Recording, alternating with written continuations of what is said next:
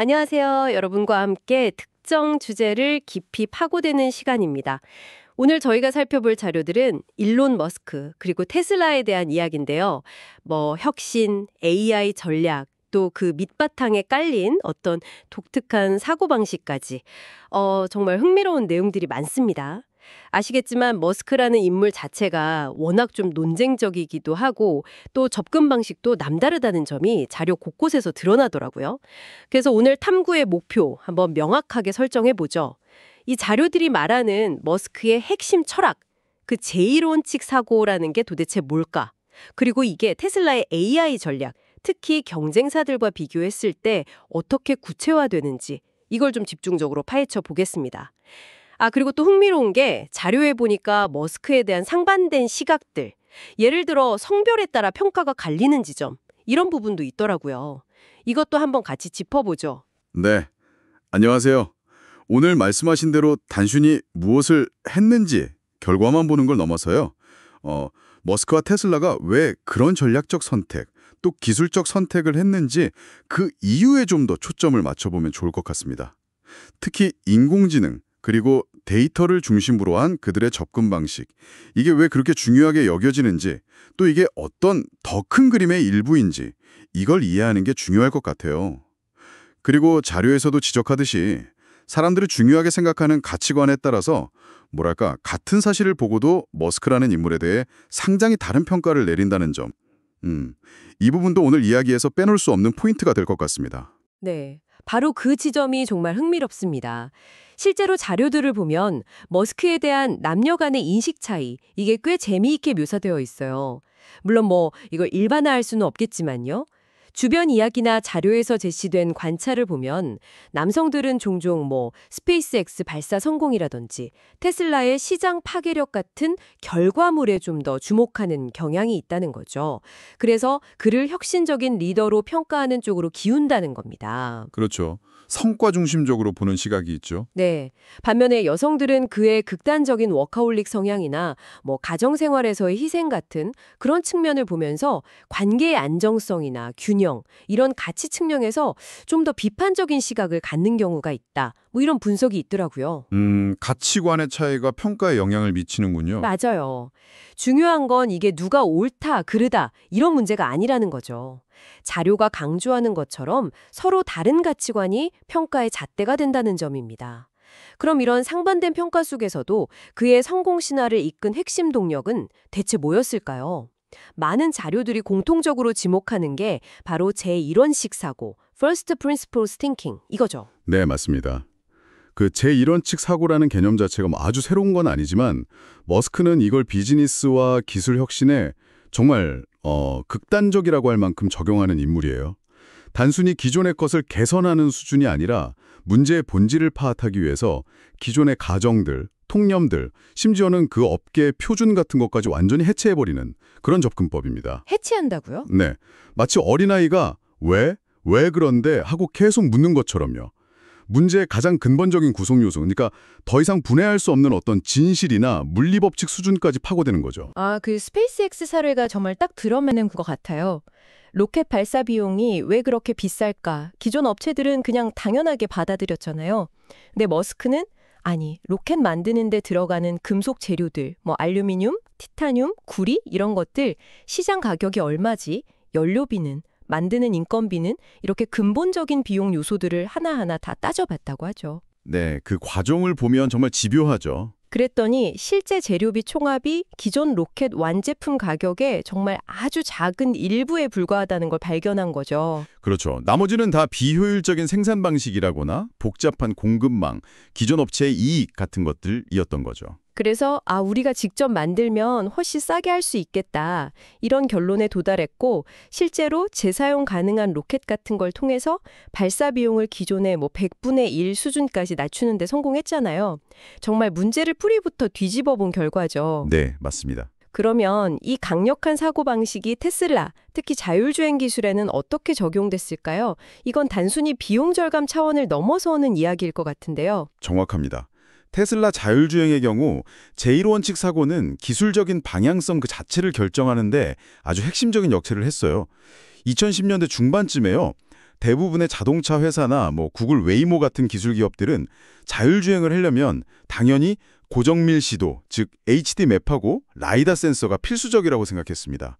거의 업계 표준처럼 여겨졌죠. 네, 그때는 다들 그렇게 생각했죠. 그게 제일 확실하고 안전한 방법처럼 보였으니까요.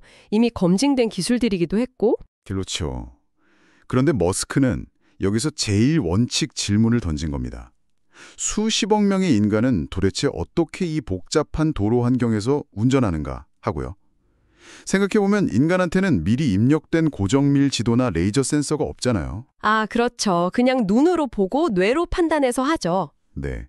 오직 두 개의 눈, 이게 카메라 역할이고 강력한 두뇌, 이게 AI 역할이죠. 이걸로 세상을 보고 실시간으로 정보를 처리하고 판단해서 운전하는 거죠. 물론 인간이 완벽하진 않지만 현존하는 가장 뛰어난 보명주행 시스템인 건 맞잖아요. 그래서 머스크는 인간이 할 수 있다면 인공지능도 카메라랑 강력한 컴퓨팅 파워만으로 충분히 해낼 수 있어야 한다. 이렇게 본 겁니다. 아, 그러니까 라이다나 HD맵은 오히려 네. 고가의 라이다나 또 끊임없이 업데이트하고 유지보수해야 하고 특정 지역에 국한될 수밖에 없는 그 HD맵에 의존하는 건 오히려 문제의 본질, 즉 실시간 시각 정보 처리 및 판단 능력을 키우는 걸 회피하는 뭐랄까 목발 같은 거라고 생각했다는 거죠. 이게 바로 테슬라가 라이다를 배제하고 카메라 중심의 비전 온리 접근 방식을 고수하게 된 근본적인 이유라고 자료들은 설명합니다. 와, 그렇게 보니까 관점이 완전히 다르네요. 더 싸게가 아니라 더 근본적으로 문제를 해결하려고 했다는 거군요. 바로 이 지점에서 테슬라 AI 전략의 핵심, 그러니까 현실 세계 데이터의 압도적인 우위, 이 부분이 부각되는 것 같습니다.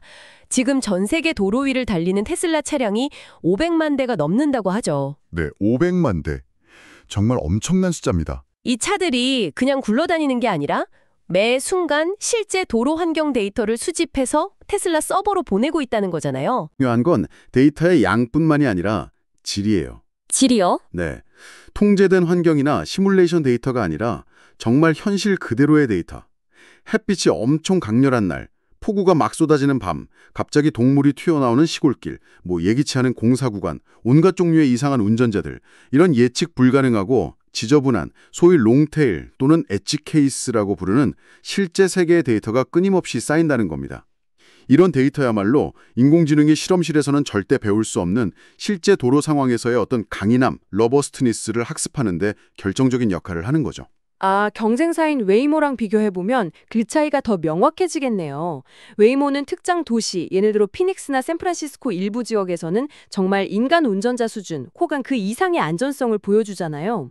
근데 그게 사전에 구축된 초고정밀 HD 맵이랑 고가의 라이다 센서 덕분이라는 평가가 많죠. 맞습니다.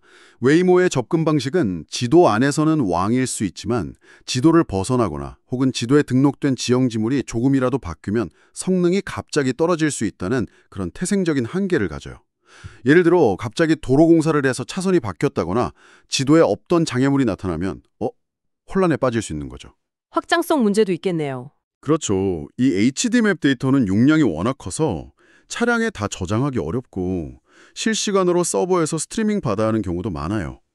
그러다 보니까 통신망이 불안정한 시골이나 외딴 지역에서는 서비스가 어렵다는 명확한 확장성, 스케일러빌리티의 문제가 있습니다. 또 새로운 도시로 서비스를 확장을 하면 그 지역 전체를 다시 정밀하게 매핑해야 하니까 시간과 비용이 엄청나게 들고요. 반면에 테슬라 방식은 이론적으로는 카메라 하드웨어만 있으면 그냥 전 세계 어디서든 작동할 수 있고 소프트웨어 업데이트만으로 성능 개선이 가능하다는 거군요. 마치 스마트폰 앱 업데이트처럼요? 네, 바로 그 점이 테슬라 방식의 가장 큰 잠재력이라고 할 수 있습니다.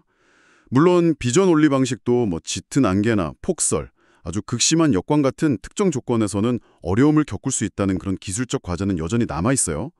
하지만 장기적으로 봤을 때 특정 지역의 지도 데이터에 묶이지 않고 전 세계 수백만 대의 차량에서 얻는 방대한 실제 데이터를 통해서 AI 모델 자체를 계속 똑똑하게 만들 수 있다는 점. 이게 바로 테슬라가 추구하는 글로벌 확장성의 핵심인 거죠. 그래서 많은 분석가들이 테슬라를 그냥 전기차 회사가 아니라 거대한 분산형 데이터 수집 네트워크자 지속적으로 학습하고 진화하는 AI 기업으로 평가하는 겁니다. 그렇군요. 그럼 이 AI, 이 똑똑해지는 뇌는 실제로 어떻게 작동하는 걸까요? 기술적인 부분을 조금만 더 들여다볼까요? 듣는 분들 중에서도 이쪽에 관심 있는 분들이 많으실 테니까요. 차량에 달린 여러 대의 카메라가 초당 36번, 그러니까 꽤 높은 빈도로 1280에 960 해상도의 주변 환경 이미지를 찍어서 입력한다고 해요. 이 방대한 시각 정보가 AI 모델로 흘러들어가는데 이때 백본이라고 불리는 핵심 처리 부분을 거친다고요? 네, 백본이라는 용어는 말 그대로 AI 모델의 척추 같은 역할을 하는 기본 구조를 의미합니다. 주로 이미지나 영상 같은 원시 데이터를 받아서 거기서 핵심적인 특징들을 추출하고 기본적인 이해를 수행하는 부분인데요. 테슬라는 여기에 레그넷이나 레지넷 같은 이미지 인식 분야에서 효율성과 성능이 검증된 강력한 컨볼루션 신경망, CNN 기반의 모델들을 자체적으로 개선해서 사용한다고 알려져 있습니다. 이 100번을 통과한 정보는 다시 여러 갈래로 나뉘어요. 그래서 차선 유지, 신호등 및 표지판 인식, 다른 차량이나 보행자, 자전거 같은 객체 감지 및 거리 예측, 또 주행 가능한 공간 판단 등등 운전에 필요한 수많은 세부 작업들을 동시에 실시간으로 처리하게 됩니다. 와, 정말 복잡하면서도 정교한 시스템이네요. 근데 단순히 운전만 잘하게 하려고 이렇게까지 방대한 데이터를 모으고 고도화된 AI를 개발하는 걸까요? 자료들은 이 데이터와 AI 기술의 활용이 단순히 자율주행에만 국한되지 않는다고 지적하는데 이건 어떤 의미인가요? 여기서부터 테슬라, 그리고 어떻게 보면 머스크의 더 큰 야망이 드러나는 부분입니다. 자료들은 현재 테슬라 차량들이 수집하는 이 방대한 실제 세계 데이터와 이를 처리하는 AI 기술이요, 단순히 더 나은 자동차를 만드는 것을 넘어서는 의미가 있다고 분석해요. 이게 바로 미래의 AGI, Artificial General Intelligence, 범용 인공지능 개발을 위한 아주 핵심적인 발판이자 자원이라는 거죠. AGI요? 범용 인공지능? 네. 특정 작업만 잘하는 현재의 AI를 넘어서 인간처럼 다양한 영역에서 스스로 생각하고 학습하고 문제를 해결할 수 있는 말 그대로 일반적인 지능을 가진 인공지능을 의미합니다. 아니, 자동차 데이터가 어떻게 범용 인공지능 개발로까지 이어진다는 거죠? 좀 연결이. 이렇게 한번 생각해 보시면 쉬울 것 같아요. 실제 세계를 정확하게 인식하고 예측 불가능한 상황에 대처하고 또 복잡한 물리적 환경 속에서 안전하게 목표를 달성하는 것. 예를 들면 운전 같은 거요. 이게 AGI가 갖춰야 할 핵심 능력 중 일부거든요. 테슬라는 수백만 대의 자동차라는 움직이는 센서를 통해서 전 세계의 가장 복잡하고 다양한 실제 환경 데이터를 그 어떤 기업보다 많이 그리고 지속적으로 확보하고 있는 셈입니다. 이 데이터를 통해 개발된 고도의 시각 인지 및 판단 AI는 비단 자동차뿐만 아니라 다른 형태의 로봇에도 적용될 수 있다는 거죠. 아, 로봇이요. 네. 실제로 머스크가 발표한 옵티머스라는 휴머노이드 로봇 프로젝트가 바로 그 연장선상에 있다고 볼 수 있습니다. 자동차를 운전하는 AI를 계속 발전시켜서 결국에는 인간처럼 두 발로 걷고 손으로 작업하는 로봇의 뇌를 만들겠다, 이런 구상인 거죠. 아하, 그러니까 자동차는 어쩌면 훨씬 더 큰 목표, 예를 들면 인간 수준의 AI나 휴머노이드 로봇을 만들기 위한 거대한 데이터 수집 플랫폼이자 실시간 AI 실험실 역할을 하고 있다는 거군요. 자동차 판매 자체는 그 비전을 실현하기 위한 자금 확보나 데이터 확보의 수단일 수도 있겠고요. 와, 이건 관점을 완전히 바꿔야겠네요. 네, 그런 해석이 충분히 가능합니다. 물론 이게 뭐 단기적으로 뚝딱 실현될지는 미지수지만 적어도 머스크와 테슬라가 그리는 큰 그림은 단순히 자동차 회사를 넘어선다는 점, 이건 분명해 보입니다. 자, 그럼 다시 일론 머스크라는 인물 자체로 돌아와 보죠. 그의 이런 어마어마한 비전과 실행력 뒤에는 엄청난 대가가 따랐다는 점도 자료들은 놓치지 않아요. 그의 극단적인 수준의 업무 몰입, 일주일에 100시간 이상 일한다는 이야기는 워낙 유명하잖아요. 세상을 바꾸겠다는 목표를 위해서 개인적인 삶, 가정생활까지 상당 부분 희생했다는 비판도 꾸준히 제기되고요. 그렇죠. 아까 잠깐 언급했던 그 성별에 따른 인식 차이도 이런 맥락에서 좀 이해될 수 있는 부분이죠. 안정적인 관계나 워라밸 같은 가치를 중시하는 시각에서는 그의 방식이 좀 이해하기 어렵거나 심지어는 약간 비인간적으로 보일 수도 있습니다. 하지만 또 다른 한편으로 자료들은 그의 이런 모습을 인류 역사를 바꾼 다른 혁신가들, 뭐 예를 들면 에디슨이나 포드 같은 인물들이 보여줬던 집요함, 때로는 무모해 보이기까지 했던 그런 헌신과 연결짓기도 해요.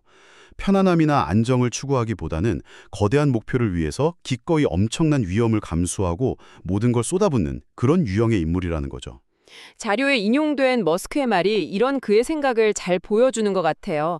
미래가 그냥 내게 일어나도록 내버려둘 수도 있었겠지만 나는 차라리 그 미래의 일부가 되기를 선택했다. 뭐 이런 말이었는데 어찌 보면 그의 삶의 방식을 딱 함축하는 말 같기도 하네요. 네, 그렇죠. 이제 전략적인 측면에서 다시 테슬라의 자율주행 접근법을 평가해보면요. 자료들은 장점과 함께 분명한 한계점들도 지적하고 있습니다. 아까 잠시 언급했듯이 아주 짙은 안개나 폭설, 정말 어두운 밤길이나 강한 역광 같은 극단의 기상 및 조명 조건에서는 카메라 센서만으로는 물리적인 한계에 부딪힐 수 있다는 거죠. 눈이 제 역할을 못하는 상황이군요. 네. 이런 특정 상황에서는 라이다나 레이더 같은 다른 센서들이 더 안정적인 성능을 보일 수도 있습니다. 사실 테슬라도 초기에는 레이더를 사용했었죠. 근데 현재는 비전 시스템과의 데이터 충돌 문제 등을 이유로 제거한 상태예요. 이게 과연 최선의 결정이었는지에 대해서는 여전히 좀 논쟁의 여지가 있고요. 그럼에도 불구하고 장기적인 관점이나 글로벌 확장성 측면에서는 여전히 테슬라의 방식이 더 유리하다고 보는 시각이 우세한 건가요? 네, 많은 자료들이 그렇게 분석하고 있습니다. 특정 지역의 고정밀 지도에 의존하는 웨이모 같은 방식은 해당 지역 내에서의 완성도는 높을 수 있지만 말씀하신 대로 새로운 지역으로 확장하는 데 드는 비용과 시간, 그리고 지도 데이터의 유지보수 문제가 계속 발목을 잡을 수 있다는 거죠. 반면에 테슬라는 전 세계에 퍼져 있는 차량들이 다 동일한 하드웨어, 즉 카메라를 사용하고 수집된 데이터를 바탕으로 AI 모델을 개선해서 무선 소프트웨어 업데이트 OTA를 통해 배포하는 방식이잖아요. 그렇기 때문에 이론적으로는 훨씬 빠르고 저렴하게 글로벌 확장이 가능하다는 겁니다. 효율성이 높군요. 네. 자료 중 하나는 아주 재미있는 비유를 들기도 하는데요. 지금 테슬라를 단순히 전기차 만드는 회사 정도로 보는 것은 100년 전에 헨리 포드가 처음 T모델을 내놓았을 때 사람들이 그걸 단지 말없는 신기한 마차 정도로 취급했던 것과 비슷할 수 있다는 거예요. 그 당시 사람들은 자동차가 세상을 어떻게 바꿀지 상상하기 어려웠던 것처럼 지금 우리도 테슬라가 만들어가는 이 AI 생태계의 진정한 파급력을 어쩌면 과소평가하고 있을 수 있다는 거죠.